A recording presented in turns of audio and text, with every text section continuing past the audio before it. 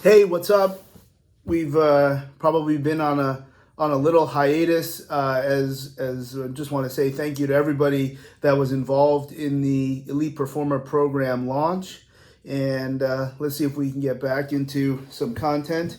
I'm not sure when we're going to bring that back. Anything that is available short term is not planned, and it will probably only be associated with a podcast or something unique.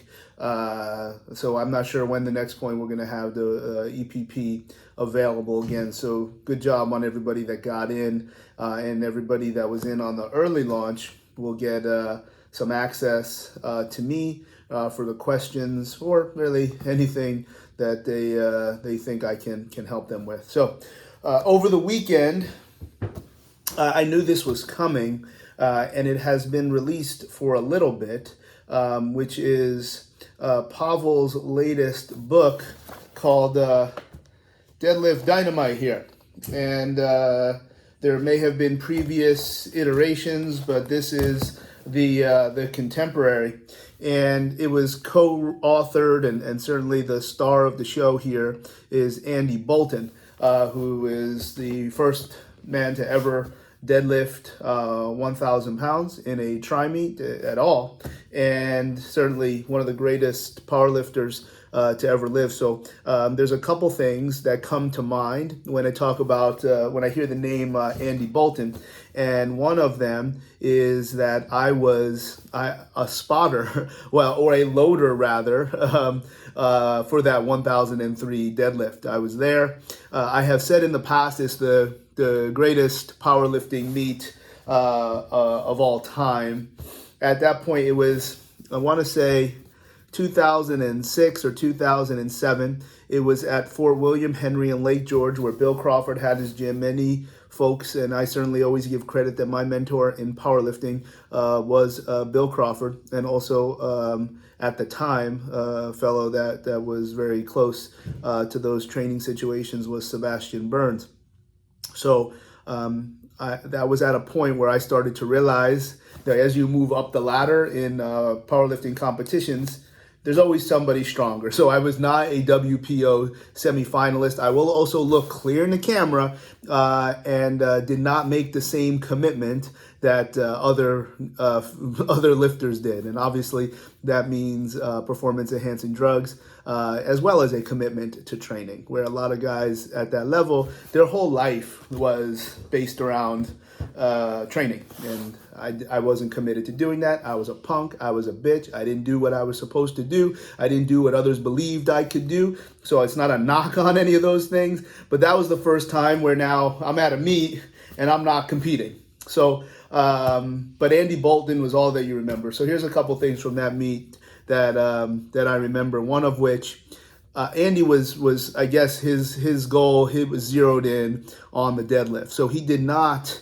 expend nearly as much as he could have in the squat and in the bench press. He just did what he needed to do to not be disrespectful, but stay in the meet. So I'm pretty sure I think he had a very big bench, but the squat was, I think he went for like 550 and 600 and then didn't even take the third or something like that. So a little while later, I think he's coming back from the bathroom and I'm walking that way. And I give him a big shoulder, and I'm like, yo, I could squat that much.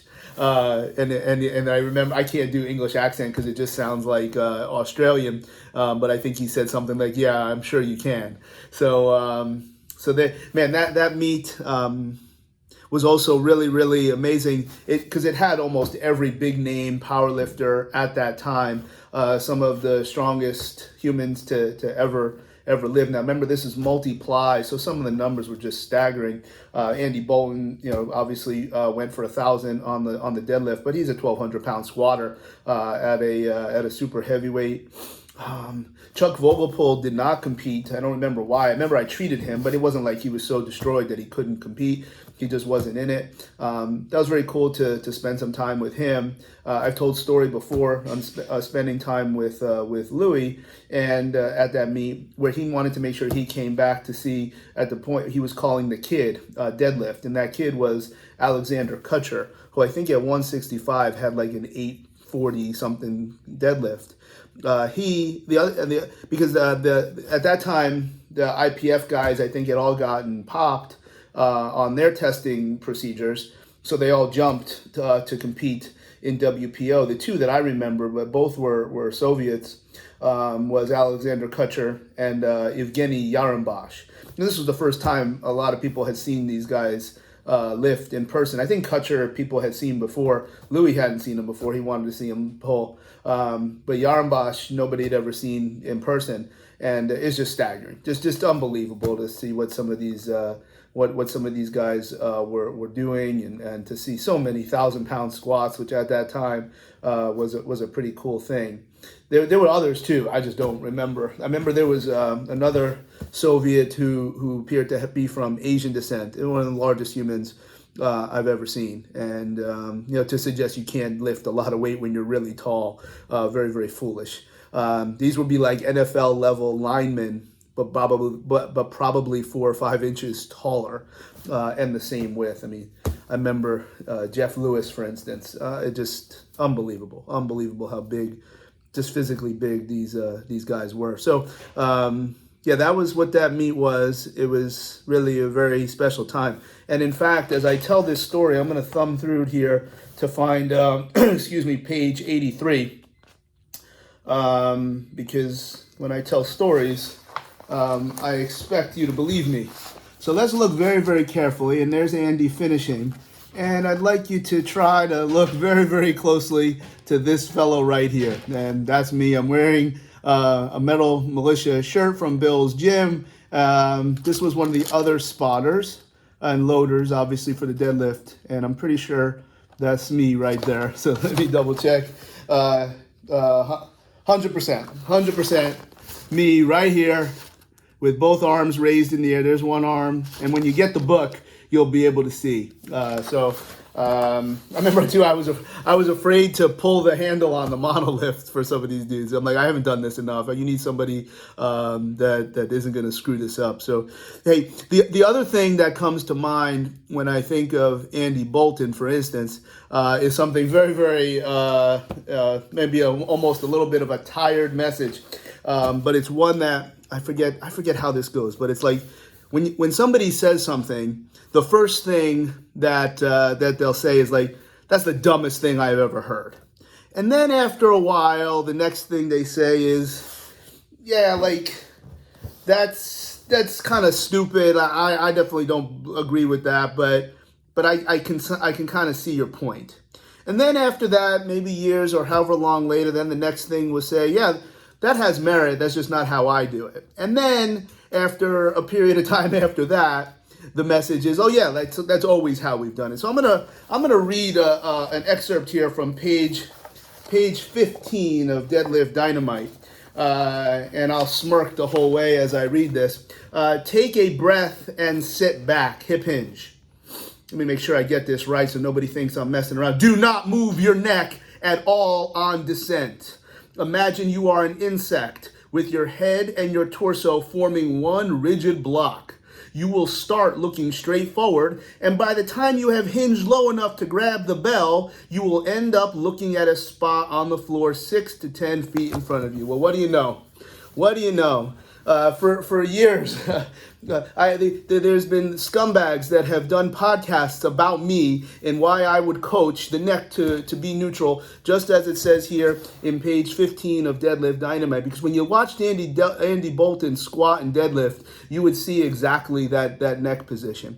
And whether you actively hold it in place or you're strong enough and skilled enough through all of the relative components through your neck and CT junction that you don't have to override it and make that big double chin. Your neck is still in the same position.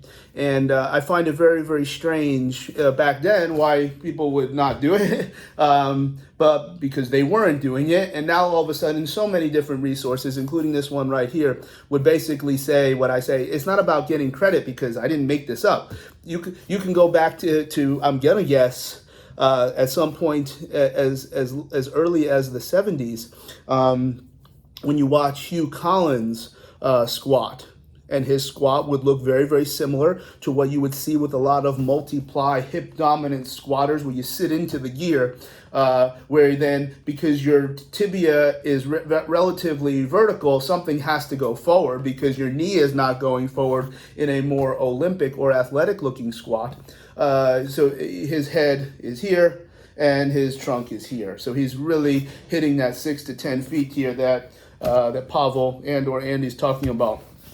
So in this book, it's really just like a lot of things. It's very, very coherently developed, where a story is told, where you have choices, where you can follow programming and ideas, or you can just kind of plug different things into what you're already doing. It's always highly conceptual, but at the same time, you can be very, very pragmatic and follow everything here, where it is not only deadlift. There's always things for warm up. There's always things to understand gap analysis in terms of bringing up weak links.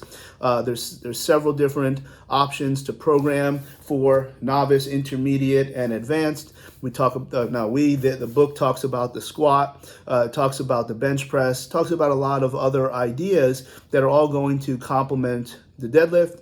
Or why somebody else, some of the other things that they might be doing as to why they're deadlifting in the first place. So strongfirst.com is where you're going to find Deadlift Dynamite. I'm always very, very privileged to have the connections that I do to Pavel Tsatsouline, and it is not just hyperbole to say that, because this book is useful. Is better than, and when I say useful, that's not a mediocre statement. That's this has high utility, and I think it's something that would be of value to check out.